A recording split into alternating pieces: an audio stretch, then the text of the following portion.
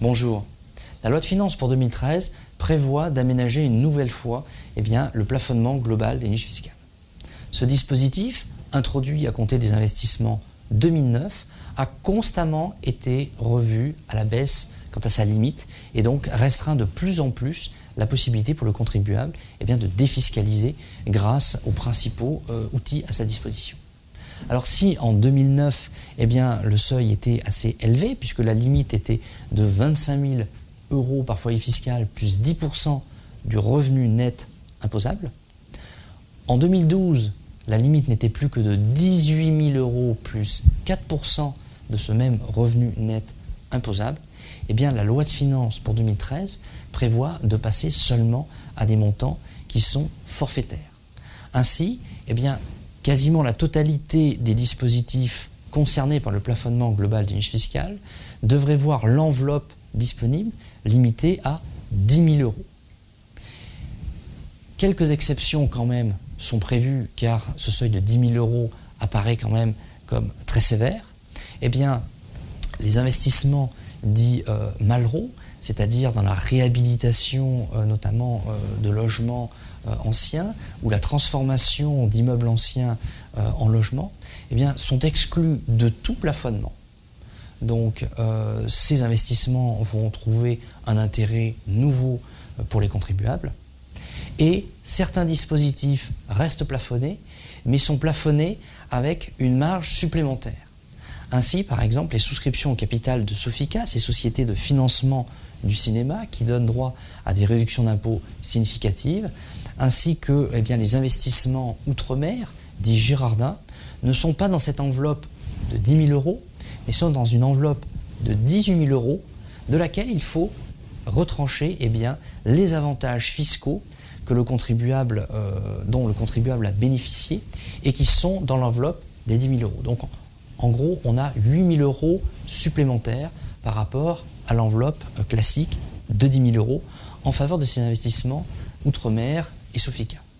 Alors si la loi prévoyait pour ces investissements outre-mer et Sofica de garder la limite de 2012, 18 000 plus 4%, le Conseil constitutionnel a supprimé cette référence aux revenus imposables qui venait se rajouter aux 18 000 €. Donc ce sera vraiment 18 000 € de façon stricte qui sera appliquée. Cependant, il ne faut pas oublier que ceci concerne les investissements considérés comme réalisés en 2013. Si en 2013 vous souscrivez par exemple à un produit dit Girardin industriel qui a fait l'objet d'une demande d'agrément déposée auprès de l'administration fiscale en 2012, quand bien même vous souscrivez en 2013, c'est considéré comme un investissement 2012. Cet investissement restera donc à la limite 2012 de 18 000 € plus 4%.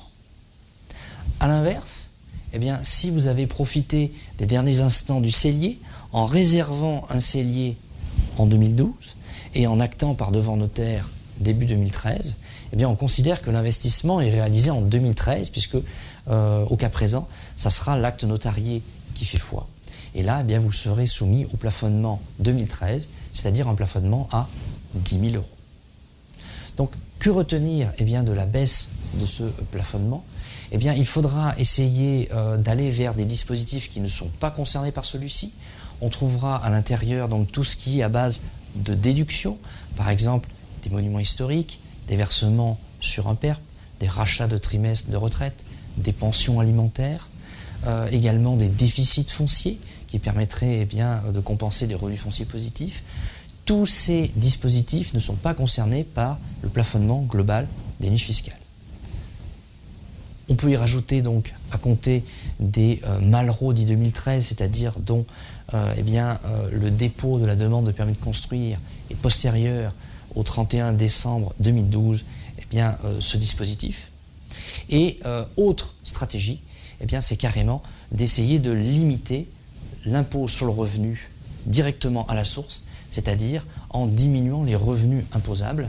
Et là, c'est tout simplement une stratégie d'organisation patrimoniale qui passe par des enveloppes de capitalisation. Donc, on va avoir recours au contrat d'assurance vie, au contrat de capitalisation, au PEA pour les actions et aux sociétés patrimoniales soumises à l'impôt sur les sociétés. Je vous remercie.